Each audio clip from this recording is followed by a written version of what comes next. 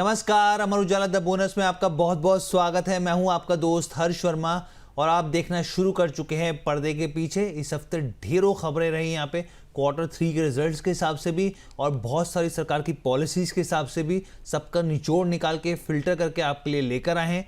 Brokerage का जो नज़रिया उन स्टॉक्स के ऊपर आगे का क्या रह सकता है और अगले की हफ्ते की जो तैयारी है वो भी आपको कराएंगे, तो सब चीज़ों पर बात होगी। सबसे पहले शुरुआत करते हैं मरकरी ईवी टेक इस खबर के साथ। इस हफ्ते शेयर में देखिए 5 दिनों के अंदर ही 30% से ज़्यादा स्टॉक जो है वो उछल गया और जो भाव है वो 41 रुपये के आसपास पहुंचता हुआ दिखा। और आप ये देखिए, ये ऐसे समय में बाजार में ये भागा स्टॉक जब बाजार का मूड माहौल जो था वो ठंडा था। यहाँ पे जो बेंचमार्क इंडेक्स थे, खासतौर पर जो ऑटो इंडेक्स थे, वो दबाव दिखा रहे थे, गिरावट दिखा रहे थे। इस तेज़ी के पीछे जो है भारत यूरोपीय संघ की जो फ्री ट्रेड एग्रीमेंट है FTA है, उसका पॉजिटिव असर इस स्टॉक पर देखने को मिला। अब आप कहेंगे कैसे पॉजिटिव असर देखने को मिला। अब आप ये समझिए कि जो इस एग्रीमेंट के तहत जो बैटरी इलेक्ट्रिक व्हीकल्स हैं यहाँ पर, उन पर पहले 5 साल के लिए किसी भी तरह की कोई इंपोर्ट ड्यूटी नहीं लगेगी। इसी खबर के चलते यहाँ पे जो है जो निवेशक थे काफ़ी ज़्यादा पॉजिटिव फील कर रहे थे और साथ ही यहाँ पे एक निवेश को, कंपनी के एक इन्वेस्टमेंट को पॉजिटिव जो है स्थिति सुरक्षा के तौर पे सिक्योरिटी के हिसाब से ये स्थिति को देखने को मिला और जिसकी वजह से स्टॉक में ज़बरदस्त स्थिति देखने को मिली। भारत EU FTA के कारण इंपोर्ट ड्यूटी में कमी की खबरों से बड़े ऑटो शेयरों में तो दबाव देखने को मिला, लेकिन इस कंपनी के शेयरों में दबाव नहीं देखने को मिला, बल्कि उल्टा क्या हुआ, शेयर जो है वो भाग गए ज़बरदस्त तरीके से। अगर आप मरकरी ईवी टेक की बात करें तो छोटे कैप की कंपनी है यहाँ पर और यहाँ पे स्कूटर्स, कार्स, बस और इसके अलावा जो लोडर्स होते हैं, golf cart, renewable energy product से जुड़े ये कंपनी निर्माण करती है। और ख़ास तौर पे FTA को लेकर जो है जो फैसला है वो इस कंपनी के लिए पॉजिटिव रहा, निवेशकों के लिए पॉजिटिव रहा। दूसरी कंपनी की बात करते हैं, ज्वेलरी कंपनी PC ज्वेलर की बात करते हैं। यहाँ पे Q3 के नतीजे और बहुत ही शानदार नतीजे रहे। यहाँ पर आप ये देखिए, कंपनी का मुनाफा सालाना आधार पे 31% बढ़ा, 190 करोड़ के आसपास पहुंचता हुआ दिखा। पिछले साल इसी तिमाही में 145 करोड़ था। आपको बताएं कि शेयर का जो भाव है करीब 10 रुपये के आसपास है यहाँ पे। और मुनाफे की जो बढ़त है त्योहारी और शादी ब्याह के सीज़न में मजबूत मांग और बेहतर ऑपरेटिंग लीवरेज की वजह से भी देखने को मिली है। यहाँ पे कंपनी के जो ऑपरेशन से रेवेन्यू है वो 37% उछलकर 875 करोड़ आए, जबकि पिछले साल ये 639 करोड़ थे। मजबूत टॉप लाइन ग्रोथ का सीधा असर यहाँ पर देखने को मिला है। कंपनी के अगर आप कामकाजी मुनाफे की बात करें उसमें भी 80% का उछाल आता हुआ दिखा है यहाँ पर। और आप यहाँ पे समझिए कंपनी के जो ऑपरेशनल एफिशिएंसी है उसमें सुधार होता हुआ दिखा है, कंपनी की क्षमता जो है वो सुधार होता दिखा है। अब आप कहेंगे स्टॉक में बहुत ज़्यादा तेज़ी तो आई नहीं। तेज़ी दरअसल इसलिए नहीं आई क्योंकि आपको याद होगा कि कंपनी ने पीछे कुछ समय पहले कहा था कि कर्ज वो मुक्त की दिशा में बहुत तेज़ी से काम करी, डेट फ्री की दिशा में। उस समय स्टॉक में एक अच्छी रैली आई थी। तो वही जो चीज़ है यहाँ पे कई बार क्या होता है कि पहले से प्राइस इन होकर चीज़ें चलती हैं, तो इसी वजह से। और ख़ासतौर पर इसमें भी यहाँ पर कहा गया है, कंपनी ने Q3 के नतीजे आए तो लगातार जो है कर्ज मुक्त बनाने की दिशा में हम लोग आगे बढ़ रहे हैं, ये कहा गया है उन्होंने। बैंकों के साथ सेटलमेंट एग्रीमेंट के बाद अब तक जो कंपनी का बकाया कर्ज में करीब 68% की कटौती हो गई है। बड़ा नंबर है, 68% कर्ज जो है कम होता हुआ दिखा है यहाँ पर। और कंपनी को उम्मीद है कि मार्च 2026 तक प्रेफरेंशियल वारंट्स के कन्वर्जन से मिलने वाली रकम को जो बचाएगी, बैंक के कर्ज को पूरी तरीके से चुकाएगी और डेट फ्री होने की संभावना है। यहाँ पे बिजनेस मोर्चे पर बोर्ड ने अगले 12 से 18 महीनों में जो अतिरिक्त पूंजी निवेश है वो आप ये समझिए कि बड़े करीब 100 शोरूम जो है वो खोलने जा रही है कंपनी और इसके ऊपर फोकस करेगी, एक्सपेंशन के ऊपर काफ़ी एग्रेसिवली आगे बढ़ रही है। आगे हम लोग बढ़ते हैं, यहाँ पे सिग्लिटी लिमिटेड की बात करते हैं यहाँ पर। और वित्त वर्ष 2026 की तीसरी तिमाही के नतीजे यहाँ पर आते हुए दिखे। कंपनी का नेट प्रॉफिट सालाना आधार पे 23.5% के आसपास बढ़ता हुआ दिखा और 267 करोड़ पे पहुंच गया। वहीं रेवेन्यू की बात करें, ये भी 35.5% बढ़त के साथ 1971 करोड़ तक पहुंचता हुआ दिखा। तिमाही के दौरान अगर आप कामकाजी मुनाफा एबिटा की बात करें तो ये भी 30.5% बढ़कर 511 करोड़ आ गया। हालांकि जो एबिटा मार्जिन है वो आप ये समझिए करीब 25%, 25.5% रहा, जबकि पिछले साल ये करीब 27% था। यानी कि मार्जिन के मोर्चे पर थोड़ा सी दबाव जो है वो देखने को मिला है और इसी वजह से जो है वो स्टॉक भी यहाँ पे गिरा है। कंपनी ने ये भी बताया कि वर्ष 2026 में मेडिकेयर के लिए कंसोलिडेशन फेज रहने की उम्मीद है यहाँ पर, जिससे कम मार्जिन और ज़्यादा यूटिलाइजेशन वाले सेगमेंट में भागीदारी घटाई जाएगी। यहाँ पे रेगुलेटरी मोर्चे पर यहाँ पर भारत में जो नए लेबर कोड्स जो लागू होते हुए दिखे हैं उसका यहाँ पे कंपनियों पर, ना सिर्फ सिग्लिटी के ऊपर, बहुत सारी कंपनियों पर असर पड़ा, क्योंकि लॉन्ग टर्म में कर्मचारी के मुनाफे पर, यहाँ पर कंपनी के मुनाफे पर एक मुश्त जो रकम दी जाएगी उसका इम्पैक्ट देखने को मिलेगा।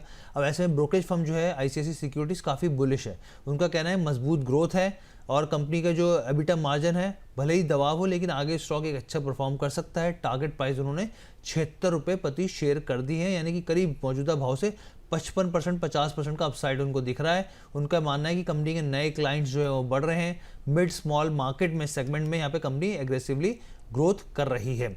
आगे बढ़ते हैं हम लोग बैंक, सरकारी बैंक की बात करते हैं, कैनरा बैंक की। Q3 के तिमाही नतीजे यहाँ पर भी आते हुए दिखे और एक नंबर जो थे वो ठीक ठाक रहे। यहाँ पर मुनाफा जो है उम्मीद से बेहतर रहा, एनपीए में सुधार आया, वहीं एफआईएस की हिस्सेदारी भी बढ़ती हुई दिखी है। इसके बावजूद नतीजों में आप देखिए कि स्टॉक में जो है वो दबाव देखने को मिला और कीमत जो है 3% स्टॉक की टूटती दिखी, 150 के भाव पे आता हुआ दिखा। अब आपके मन में सवाल होगा कि नतीजे तो अच्छे आए पर स्टॉक क्यों गिरा। पूरी तस्वीर आपको आसान भाषा में समझाता हूँ मैं कि मामला आखिर है क्या। देखिए, बैंक का जो शुद्ध मुनाफा, नेट मुनाफा जो है यहाँ पर वो बढ़ता हुआ दिखा, 4000 करोड़ से बढ़कर ये 5000 करोड़ के आसपास आता हुआ दिखा। और जबकि अनुमान जो था बाजार का काफ़ी कम था, लेकिन उससे अच्छा नंबर यहाँ पे दिया। नेट इंटरेस्ट इनकम की एनआई की बात करें सालाना आधार पर, ये भी आप देखिए 9150 करोड़ से बढ़कर 9250 करोड़ के आसपास पहुँचता हुआ दिखा। अब बाजार को उम्मीद जो थी वो भी कम थी, लेकिन इसके मुकाबले सही रहा है यहाँ पर। और भी इसके अलावा आप ये देखिए निराशा लगी कहाँ हाथ, कंपनी की जो प्रोविजन थे यहाँ पे, प्रोविजनिंग जो होती है बेसिकली का, जो बैंक अलग से पैसा निकाल के रखते हैं, वो बढ़ता हुआ दिखा। यहाँ पे 2354 करोड़ से बढ़कर 2414 करोड़ हो गया है। ये एक जो चीज़ है वो खटकी है बाजार में निवेशकों को, और उसी की वजह से यहाँ पे साफ तौर पर नेगेटिव सेंटिमेंट्स पैदा होते हुए दिखे और इसके अच्छे मुनाफे के बावजूद भी यहाँ पे स्टॉक में दबाव मिला। अगर आप एसेट क्वालिटी की बात करें कैनरा बैंक की, तो एनपीए को अगर आप देखें तो यहाँ पर 0.54% से घटकर 0.45 पर आ गया। यहाँ पे भी एक अच्छी स्थिति है। ग्रॉस एनपीए को देखें तो ये भी 2.35% से घटकर 2.08% पर आ गया है। साउथ इंडियन बैंक की बात करते हैं। आज बहुत बुरा हाल रहा है स्टॉक का, शुक्रवार की बात कर रहे हैं हम लोग यहाँ पर, और ये करीब आप देखिए 18-19% तक टूट गया और 36 रुपये के भाव तक आ गया। अक्टूबर 2025 के बाद ये पहली बार इतना नीचे गिरा और एक तरीके से जिस तरीके की तीव्रता गिरावट देखने को मिली 8 साल के, अपने आप ये समझिए कि सबसे बड़ी गिरावट इस लिहाज से देखी जा सकती है। दरअसल बैंक ने यहाँ पे क्या खबर दी, ये जानकारी दी कि जो उसके मैनेजिंग डायरेक्टर हैं और जो सीईओ हैं PR शेषाद्री, अपना मौजूदा कार्यकाल खत्म होने के बाद यहाँ पर रीअपॉइंटमेंट नहीं चाहते हैं। वो नहीं चाहते कि कंटिन्यू करें अपनी पोजीशन को। शेषाद्री का कार्यकाल जो है वो 30 सितंबर 2026 को ख़त्म हो रहा है। इसके बाद उन्होंने अपनी निजी रुचि की गतिविधियों के साथ आगे बढ़ने का फैसला किया है और यही चीज़ जो है वो बाजार को पसंद नहीं आई है।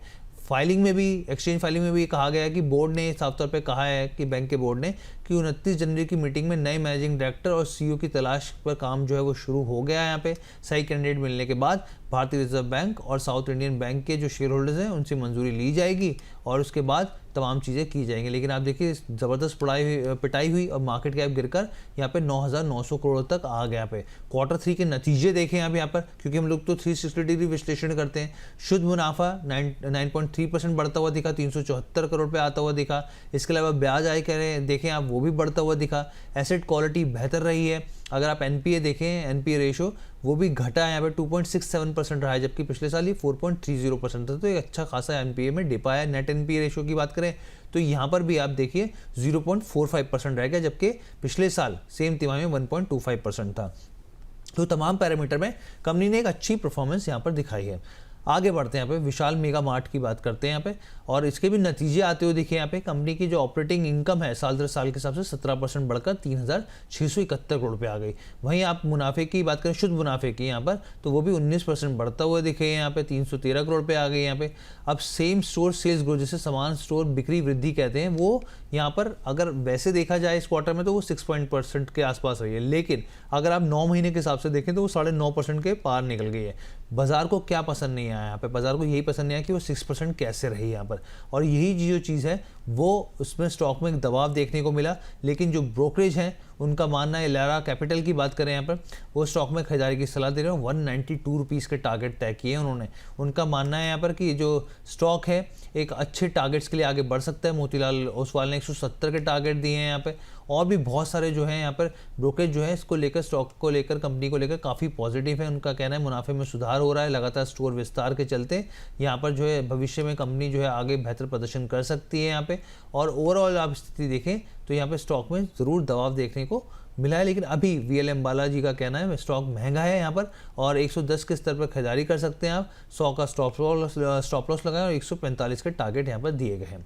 अब हम लोग बात करते हैं उद्योगपति अनिल अग्रवाल की अगुवाई वाली कंपनी वेदांता लिमिटेड की। इस हफ्ते आप देखिए पूरे हफ्ते ज़बरदस्त तेज़ी रही, लेकिन शुक्रवार को आते आते यहाँ पर स्टॉक में एक दबाव देखने को मिला। स्टॉक 8% टूट गया और पूरे हफ्ते की जो तेज़ी थी वो ख़त्म हो गई यहाँ पर। अगर आप यहाँ पे देखें तो भाई वजह क्या रही यहाँ पर, तो दो बड़ी वजह रही। एक तो देखिए नतीजे रहे यहाँ पर। सबसे पहले नतीजों की बात कर लेते हैं। यहाँ पर साल दर साल के हिसाब से आप देखें तो ये काफ़ी बेहतर दिख रहे हैं यहाँ पे। और यहाँ पर जो गिरावट की वजह रही है यहाँ पर, वो वजह दरअसल सोने चांदी में जो है मेटल्स में तमाम तरह की गिरावट देखने को मिली है। जो डोनाल्ड ट्रंप की तरफ से अनसर्टेनिटी की चीज़ें चल रही हैं वो स्थिति है यहाँ पे। फेड को लेकर क्या तरीके का फैसला आ सकता है आगे चल के यहाँ पे, जो नए फेड गवर्नर होंगे यहाँ पर, और वो क्या हॉकिश रहेंगे। तो ऐसी तमाम चीज़ें जो इम्पैक्ट डाल रही हैं यहाँ पे वेदांता और तमाम जो इससे जुड़े स्टॉक्स हैं मेटल से जुड़े, उसका इम्पैक्ट देखने को मिला। लेकिन कंपनी के नतीजे देखें तो वो अच्छे रहे। शुद्ध मुनाफा 60% बढ़ के 5,710 करोड़ रुपये अब तक का सबसे शानदार मुनाफा रहा है यहाँ पर। आप ये समझिए कंपनी के रेवेन्यू आप देखिए 19% बढ़ते हुए दिखे और करीब 46,000 करोड़ के आसपास पहुँचते हुए दिखे यहाँ पे। इसके अलावा अदर इनकम से भी कंपनी की अच्छी खासी कमाई हुई है यहाँ पर। और इसके अलावा आप कामकाजी मुनाफे की बात करें तो वो भी 37% बढ़कर 6,867 करोड़ रुपये आ गया है यहाँ पे।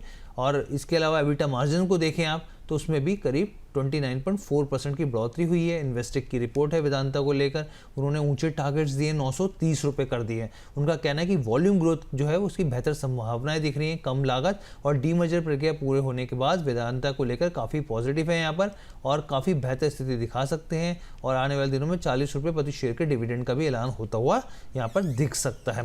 हिंदुस्तान जिंक लिमिटेड की बात कर लेते हैं। यहाँ पर इस स्टॉक में जो तेज़ी का सिलसिला था वो रुक गया, थम गया। यहाँ पे स्टॉक में गिरावट देखने को मिली। यहाँ पे 5 दिनों के अंदर 10% स्टॉक नीचे आ गया यहाँ पे। अब इसमें भी देखिए दो वजह रही। पहली वजह देखिए मैं जो आपको बता ही रहा हूँ लगातार कि गोल्ड सिल्वर में दबाव देखने को मिल रहा है, दूसरे मेटल्स में चांदी में दबाव देखने को मिल रहा है। $103 के प्रति औंस के आसपास चांदी पहुँचते देखिए इसका इम्पैक्ट स्टॉक में देखने को मिला है यहाँ पर, क्योंकि सबसे बड़ी माइनिंग कंपनी है चांदी के हिसाब से देखें तो, प्रोडक्शन के हिसाब से देखें तो यहाँ पर। और दूसरी चीज़ यहाँ पे क्या हुआ, कंपनी ने ये जानकारी दी कि वो अपनी हिस्सेदारी को बेच रही है यहाँ पे। कंपनी ने बताया कि करीब 6,70,00,000 जो शेयर है वो बेचेगी। कंपनी की कुल इक्विटी का 1.59% होगा, जो कि करीब यहाँ पे 4500 करोड़ के शेयर हो जाते हैं यहाँ पे। ये ऑफर फॉर सेल है यहाँ पर और इसमें रिटेल और नॉन रिटेल का दोनों का पार्टिसिपेशन था, लेकिन बहुत ही ठंडा रिस्पांस देखने को मिला। एक गिरावट की बड़ी वजह ये भी रही है यहाँ पर। और दरअसल इसमें हिस्सेदारी बेचने की वजह क्या है कि जो वेदांता कंपनी है, जो पेरेंट कंपनी है, वो अपनी बैलेंस शीट को मजबूत करना चाहती है फंड रेज करके, कर्ज को कम करके। तो ये जो तमाम चीज़ें, इसका असर यहाँ पर कंपनी में देखने को मिला है। हालांकि यहाँ पर जो है बहुत सारे जो ब्रोकरेज है, जो एक्सपर्ट्स हैं, वो कह रहे हैं कि अभी कुछ दिनों दबाव रह सकता है, लेकिन स्टॉक को लेकर काफ़ी पॉजिटिव दिख रहे हैं। अब हम लोग आगे बढ़ते हैं। यहाँ पर सरकारी डिफेंस कंपनी भारत इलेक्ट्रॉनिक्स की बात कर लेते हैं। इसके भी नतीजे आते हुए दिखे हैं यहाँ पर और कंपनी का नेट प्रॉफिट 21% बढ़कर 1,580 करोड़ पर आ गया। इसके अलावा ऑपरेशन से रेवेन्यू जो है वो 24% बढ़ता हुआ दिखा, 7,154 करोड़ पर आया। आप देखिए महज कुछ दिनों के अंदर स्टॉक जो है 8 से 10%, मतलब 5 दिनों के अंदर स्टॉक जो है 8 से 10% तक चढ़ता हुआ दिखा है। क्या शानदार तेज़ी रही है। अब ब्रोकरेज जो है जेफरीज जो है इस स्टॉक में, इस कंपनी को लेकर, इस खासतौर पर Q3 के नतीजों को लेकर काफ़ी आशावादी दिख रहे हैं, पॉजिटिव हैं, खरीदारी की सलाह दे रहे हैं। यहाँ पर अपने टारगेट को इन्होंने 510 से बढ़ाकर 565 रुपये कर दिया है यहाँ पर प्रति शेयर के हिसाब से आप देखें। और उनका ये साफ तौर पे कहना है कि आने वाले क्वार्टर में जो भारत इलेक्ट्रॉनिक्स है वो बेहतर प्रदर्शन कर सकती है। यहाँ पे प्रॉफिट मार्जिन और बेहतर होते हुए दिख सकते हैं। यहाँ पे उनका कहना है कि अगर आप 9 महीने के हिसाब से मार्जिन देखें ना तो बहुत ही शानदार दिख रहे हैं। यहाँ पे 29.3% दिख रहे हैं और जो टारगेट था वो 27% था, उससे बढ़ते हुए दिखे हैं यहाँ पे। इसके अलावा अगर आप वित्त वर्ष 2026 के लिए इनकी जो यहाँ पे बुक साइज़ देखें यहाँ पर तो वो करीब 27,000 करोड़ के आसपास हो जाती है यहाँ पे। और उसका अभी तक 71% जो है ये हासिल कर चुके हैं, यानी कि पिछले साल की तुलना में 39% की ऑर्डर बुक में बढ़ोतरी देखने को मिल रही है। दिसंबर तिमाही में दमदार रिजल्ट के बाद शिप बिल्डिंग की दिग्गज company garden reach ship builder के शेयर में जोरदार तेजी देखने को मिली।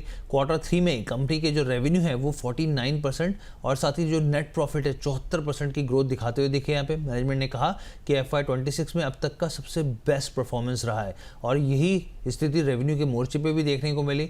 आप देखिए रेवेन्यू में बहुत शानदार ग्रोथ देखने को मिली। सालाना आधार पर अगर आप देखें तो 49% ये बढ़ता हुआ दिखा है। इसके अलावा कंपनी के बोर्ड ने निवेशकों के लिए हर एक शेयर पर ₹7.15 के हिसाब से डिविडेंड देने की भी अनाउंसमेंट की है। इस डिविडेंड के लिए गार्डन शिप बिल्डर कंपनी ने फरवरी महीने की 3 तारीख को रिकॉर्ड डेट के तौर पर यहाँ पे फिक्स की है। अब ऐसे में आपका उन्हें सवाल होगा कि आगे क्या किया जाए, तो एंटिक की रिपोर्ट आई है, खरीदारी की सलाह है और 3000 रुपये जो है 3026 रुपये का यहाँ पर टारगेट दिया है। एंटिक ब्रोकिंग का साफ तौर पर कहना है कि कंपनी ने एक बेहतर प्रदर्शन दिखाया है सब मोर्चों के हिसाब से, और इसका बड़ा कारण जो है फ्राइट जो भाड़ा है यहाँ पर, और साथ ही एंटी सबमरीन जो वॉरफेयर यहाँ पर जो है एग्जीक्यूशन है उसकी बड़ी भूमिका रही है, और इसी की वजह से स्टॉक में एक शानदार तेजी रही है। एक और डिफेंस कंपनी की बात कर लेते हैं, कोचिंग शिपयार्ड की। इसके भी दिसंबर तिमाही के नतीजे आए, नंबर जो थे वो मिले जुले थे। मजबूत रेवेन्यू ग्रोथ के बावजूद कंपनी के जो मुनाफा है उसमें साफ तौर पे दबाव देखने को मिला है। अगर कंपनी के नेट प्रॉफिट की बात करें सालाना आधार पर, तो ये करीब 18% गिरकर 144 करोड़ पर रह गया। हालांकि कंपनी का जो रेवेन्यू है वो 17.5% की बढ़त दिखाता हुआ दिखा, 1350 करोड़ पर आया, जो कि अलग अलग प्रोजेक्ट्स में एक स्थिर एग्जीक्यूशन को साफ तौर पर दर्शाता है। कामकाजी मुनाफे एबिटा की बात करें तो ये भी 21.5% घटकर 146 करोड़ पर आ गया। इसके चलते ऑपरेटिंग मार्जिन की बात करें यहाँ पे तो वो 20.5% से घटकर 13.5%, ये 13.8% के आसपास पहुंचता हुआ दिखा, जिसके चलते शेयर में दबाव आया, 2% गिरता हुआ दिखा, 1605 रुपये के भाव पर भी आया है यहाँ पे। अब यहाँ पर देखिए कंपनी की तरफ से यहाँ पे दूसरे अंतरिम डिविडेंड की ऐलान हुई है 3.5 रुपये प्रति शेयर के भाव पर। इसके लिए रिकॉर्ड डेट 3 फरवरी तय की गई है यहाँ पे, जबकि जो डिविडेंड का भुगतान है वो 26 फरवरी 2026 या फिर उससे पहले किया जाएगा। रणनीतिक स्तर पर तिमाही के दौरान बोर्ड ने यहाँ पे HBL इंजीनियरिंग के साथ जॉइंट वेंचर को मंजूरी दी है, जिसका मकसद मरीन जो सेक्टर है उसके लिए इलेक्ट्रिक मोबिलिटी टेक्नोलॉजी और एनर्जी स्टोरेज सॉल्यूशन विकसित करना है यहाँ पर। अब हम लोग भारत की टॉप कार बनाने वाली कंपनियों जैसे कि Mahindra and Mahindra, Maruti Suzuki, Hyundai की बात करते हैं। यहाँ पे आप पूरे हफ्ते देखें इन तमाम कंपनियों में एक भारी गिरावट देखने को मिली है। इसके पीछे 2 बड़ी वजह है। पहला, अगर हम लोग महिंद्रा एंड महिंद्रा की बात करें तो देखिए शेयर जो है वो 5% तक टूटता हुआ दिखा है और अगस्त 2025 के बाद के सबसे निचले स्तर पे पहुंचता हुआ दिखा है। हुंडई मोटर की बात करें यहाँ पे भी 4.5% के दबाव देखने को मिला। मारुति भी 3% से ज़्यादा टूटते हुए दिखे। अब इसकी वजह समझ लेते हैं। देखिए पहली बड़ी वजह है इंडिया EU यानी कि यूरोपियन यूनियन के जो FTA फ्री ट्रेड एग्रीमेंट है उसको लेकर यहाँ पर, जिससे यूरोप से आने वाली जो तमाम कारें उसके ऊपर टैक्स कम किया जाएगा। भारत यूरोपीय संघ से कारों के इंपोर्ट पर लगने वाले टैक्स को 110% से घटाकर 40% करने जा रहा है यहाँ पे, और आगे चलकर इस तरह की खबरें कि 10% भी होगा यहाँ पर। रिपोर्ट में ये भी कहा गया कि सरकार ने करीब 15,000 यूरो से ज़्यादा की कीमत वाली, यानी कि अगर आप GST के हिसाब से तमाम टैक्स को जोड़ें तो 25 लाख से ऊपर वाली जो कारें हैं, और साथ ही एक नंबर फिक्स है यानी कि साल में 2.5 लाख से ज़्यादा गाड़ियां जो हैं उससे ज़्यादा ऊपर नहीं हो सकती, तो उसके ऊपर टैक्स घटाने पर सहमति जता दी है। इसका मतलब क्या हुआ कि टैक्स उन गाड़ियों पे चाहे फॉक्सवैगन हो, रेनो हो, इसके अलावा यहाँ पे जो लग्जरी ब्रांड है मर्सिडीज बेंज है, BMW है, उनको फ़ायदा होता दिखेगा और इसी की वजह से यहाँ पे इम्पैक्ट होता हुआ दिखा। दूसरी बड़ी वजह क्या है, यहाँ पे लेबर कोड्स का इम्पैक्ट है। यहाँ पर जो नए लेबर कोड्स हैं कंपनी की जो लागत है वो बढ़ती हुई दिखी है, यहाँ पे कंपनी के मुनाफे पर इम्पैक्ट होता हुआ दिखा है। यहाँ पे आगे बढ़ते हैं, टाटा ग्रुप की commercial vehicle company Tata Motors commercial vehicle की बात कर लेते हैं। यहाँ पर Q3 के नतीजे आते हुए दिखे यहाँ पे, और अगर आप नतीजों को देखें तो आपको एक समझाते हैं, लेकिन उससे पहले साथ में आपको ये भी बताते हैं कि आगे करना क्या होगा। यहाँ पे प्रॉफिट आफ्टर टैक्स की बात करें यहाँ पे 10% साल दर साल के हिसाब से बढ़ता हुआ दिखा, 1590 करोड़ पर आ गया। स्टैंड अलोन Q3 रेवेन्यू की बात करें यहाँ पर तो 20% की ग्रोथ यहाँ दिखी है, 21% वॉल्यूम ग्रोथ का जो है इसमें बड़ा योगदान रहा है। कामकाजी मुनाफे एबिटा की बात करें तो 29% साल दर साल के हिसाब से ये बढ़ता दिखा है। एबिटा मार्जिन जो है वो भी ठीक ठाक रहे हैं। लेकिन अगर आप पर व्हीकल प्रति वाहन एवरेज सेलिंग प्राइस देखें जो है वो 1% जो है क्वार्टर बेसिस पे गिरती हुई दिखी है यहाँ पे। तो ये जो एक चीज़ है इसका ज़रूर इम्पैक्ट पड़ा है यहाँ पे। FY25 से लेके वित्त वर्ष 2028 के बीच में 9% वॉल्यूम CAGR का एक अनुमान जताया जा रहा है। ब्रोकरेज कंपनी न्यूमरा ने इस शेयर पर अपनी राय जारी की है। ब्रोकरेज ने शेयर पर करीब खरीदारी की सलाह दी है और साथ में ये जो टारगेट्स हैं वो 547 रुपये कर दिए, यानी कि 17% के आसपास का अपसाइड उनको दिख रहा है। और उनका ये कहना है कि एवरेज सेलिंग प्राइस जो है अनुमान से कम रही है क्योंकि प्रोडक्ट मिक्स में बदलाव रहा है। कमर्शियल व्हीकल सेगमेंट में ग्रोथ आउटलुक जो है वो मजबूत बना हुआ है, जो कि टाटा मोटर्स के लिए एक पॉजिटिव फैक्टर है। यहाँ पर आपको बता दें कि और भी जो रिपोर्ट्स हैं, जैसे न्यूमरा की बात कर लेते हैं, उन्होंने कहा है कि आर्थिक रिकवरी धीमी रहती है तो ज़्यादा सप्लाई के चलते यहाँ पे फ्रेट रेट्स जो हैं उसमें गिरावट आ सकती है। लेकिन उन्होंने जो कंसर्न जताया, उन्होंने ये जताया कि जो कंपनी की सब्सिडरी ABU को उसकी फ्री कैश फ्लो जो है वो नेगेटिव हो सकता है। एक चिंता का विषय ये है। अब हम लोग आगे बढ़ते हैं। कर्ज में डूबी telecom company Vodafone idea limited अगले 3 सालों में 45,000 करोड़ रुपए का निवेश करने का प्लान बना रही है। एक बड़ा मेगा प्लान बना रही है कंपनी रिवाइवल के लिए, जिससे कंपनी वापस ग्रोथ की पटरी की पर जो है वो वापसी कर सके। इस तरह की कोशिशें हो रही है। वोडाफोन आइडिया ने फाइनेंशियल ईयर 2025-26 की तीसरी तिमाही में जो अपनी कमाई का ब्यौरा दिया, रिजल्ट्स दिए, और साथ ही जो कंपनी के सीईओ हैं अभिजीत किशोर, उनका बहुत बड़े बयान यहाँ पर निकल के आए जिसको बारीकी से समझना चाहिए। कंपनी ने अपने प्रतिस्पर्धियों यानी कि जो कॉम्पिटिटर्स हैं उनको बराबर टक्कर देने के लिए, उनके बराबर आने के लिए 22 में से 17 दूरसंचार सर्कल्स में नेटवर्क कवरेज का विस्तार करने की योजना बना रही है। अगले 3 सालों में 5 सर्कल में 2G साइटों को ऑनलाइन नेटवर्क में बदलने की कोशिश करेगी। और साथ में यहाँ पे किशोर जी ने कहा, जो कि कंपनी सीईओ है, हम अगले 3 सालों में इस बिजनेस में 45,000 करोड़ का निवेश करने जा रहे हैं, और ये करीब 18,000 करोड़ के अतिरिक्त होगा यहाँ पे, जो कि अलग, मतलब अभी समझिए कि 45,000 करोड़, उसके अलावा 18,000 करोड़ अलग यहाँ पे। और उन्होंने ये भी कहा है कि पिछले 6 तिमाही में पहले ही हम लोग लगातार निवेश कर रहे हैं। नतीजों की बात करें यहाँ पर तो कंपनी का जो मुनाफा है, अगर मुनाफे की मतलब यहाँ पे आप घाटे की बात कीजिए तो जो शुद्ध घाटा है यहाँ पे वो कम होता हुआ दिखा है। पहले जो घाटा था करीब 6,609 करोड़ था, वहाँ से घट के 5,286 करोड़ आया है। आप ये समझिए 8 क्वार्टर में सबसे कम घाटा होता हुआ दिखा है। इसके अलावा अगर आप रेवेन्यू की मोर्चे की बात करें तो ये 11,323 करोड़ रहा है, जो कि स्टेबल रहा है यहाँ पर। इसके अलावा वोडाफोन आइडिया ने ये भी बताया कि यहाँ पे एवरेज रेवेन्यू जो यूज़र है, पर यूज़र आरपू जिसे कहा जाता है सालाना आधार पर, वो भी 7.5%, 7.3% जो है वो बढ़ता हुआ दिखा है। पहले 173 रुपये था, अब 186 रुपये आया। काफ़ी इंपॉर्टेंट पैरामीटर होता है, और ये नंबर जो है आरपू के हिसाब से देखें तो ये अच्छा दिखता है यहाँ पे। लेकिन कर्ज जो है 2.09 लाख करोड़ है, जिसमें से बैंकों से आप देखिए 4,424 करोड़ का तो बकाया कर्ज स्पेक्ट्रम के लिए, और 1.24 लाख करोड़ का जो है वो स्थिति देखने को मिल रही है। हालांकि जो इस तरीके से सरकार की तरफ से यहाँ पे एक राहत दी गई है वो काफ़ी पॉजिटिव है, और वो ब्रोकरेज की रिपोर्ट में दिख रही भी है। यूबीएस की रिपोर्ट है, उन्होंने साफ तौर पे कहा है कि स्टॉक जो है वो 12.5 के लेवल को पार कर सकता है। और यहाँ तक कि बहुत सारे और ब्रोकरेज जो है उनका कहना है कि 14 के भाव पर, और वीएलए अंबाला जी का भी कहना है कि 14 के भाव पे जो स्टॉक है वो आपको जल्द दिख सकता है। अब हम लोग फूड डिलीवरी और क्विक कॉमर्स प्लेटफॉर्म स्विगी की बात कर लेते हैं। शेयर में भारी बिकवाली देखने को मिली। क्वार्टर 3 के नतीजों के बाद निवेशकों ने जमकर जो है यहाँ पर माल को बेचा है। स्टॉक 8% तक टूट गया, 302 के भाव के नीचे पे चला गया। आप ये सोचिए कि साल 2025 में सितंबर के दौरान कंपनी के जो शेयर थे वो 474 के भाव के उच्चतम स्तर पर थे, वहाँ से स्टॉक जो है वो कितना नीचे आ गया।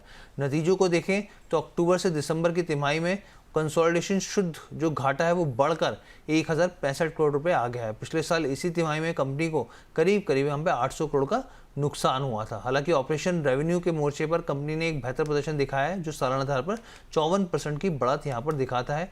फूड डिलीवरी सेगमेंट में मिलने वाले रेवेन्यू में अगर आप देखें तो वो 24.67% की बढ़त दिखाई है, जबकि क्विक कॉमर्स और सप्लाई चेन सेगमेंट में 76% की भारी बढ़ोतरी देखने को मिली है। और आंकड़ों से साफ तौर पर दिख रहा है कि कंपनी का कारोबार तो बढ़ रहा है, लेकिन जो खर्चे हैं वो काफ़ी ज़्यादा हैं, वो काफ़ी बाधा क्रिएट कर रहे हैं। सीएलएससी की रिपोर्ट है, खरीदारी की सलाह है, और 335 रुपये के उन्होंने यहाँ पर टारगेट दिए हैं। उन्होंने कहा है कि आने वाले दिनों में थोड़ा दबाव देखने को मिल सकता है, रफ्तार धीमी हो सकती है। यहाँ पे आगे बढ़ते हैं। यहाँ पे बढ़ती का नाम जिंदगी टैगलाइन वाले एक्सिस बैंक की बात कर लेते हैं। यहाँ पे क्वार्टर 3 के तिमाही के यहाँ पे जो नतीजे आए वो काफ़ी शानदार रहे यहाँ पे, और नतीजों के चलते शेयर जो है यहाँ पे एक अच्छी बढ़त दिनात बढ़ता हुआ दिखा है यहाँ पर। और आप देखिए कि जो भाव है उसका 52 वीक हाई पहुँचता दिखा, करीब 1,669 रुपीज़ पर, जो इसका 52 वीक नया हाई बनता हुआ दिखा है यहाँ पे।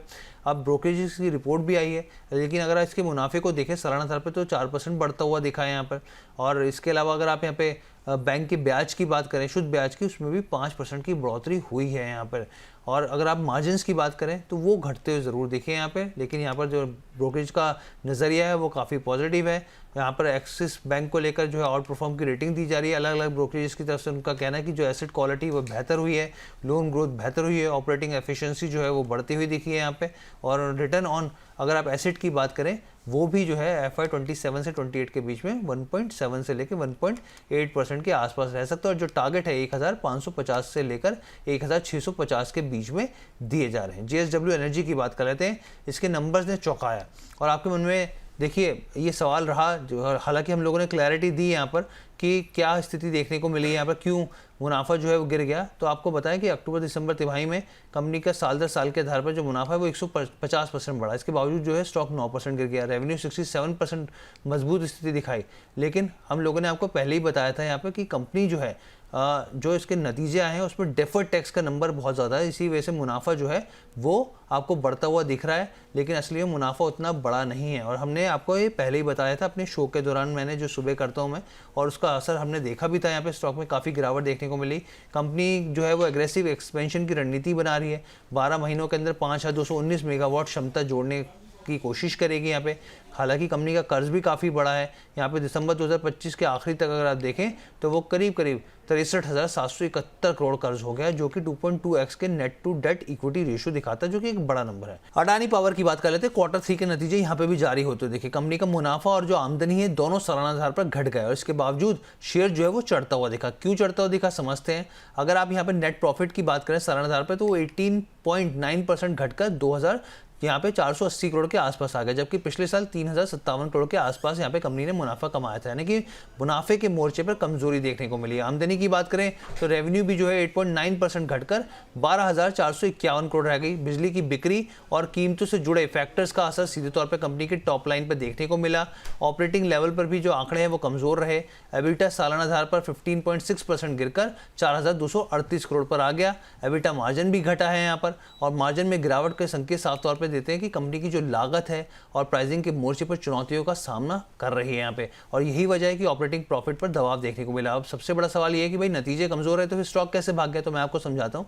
बाजार में पहले से कई बार जो होता है नतीजे, जो कमजोर नतीजे होते हैं वो प्राइस इन होते हैं यहाँ पर, और उसी का असर यहाँ पर देखने को मिलता है। नतीजे खराब रहे लेकिन जो निवेशक थे उन्होंने राहत की सांस ली, क्योंकि स्टॉक भागता हुआ यहाँ पर देखा है यहाँ पे। तो चलिए फिलहाल के लिए इजाज़त दीजिए। उम्मीद करते हैं आपको ये शो पसंद आया होगा। अगर कुछ कमी पेशी हो तो मैं माफ़ी चाहता हूँ, लेकिन अगर आपको शो पसंद आया तो कमेंट करके ज़रूर बताइएगा। बहुत बहुत धन्यवाद।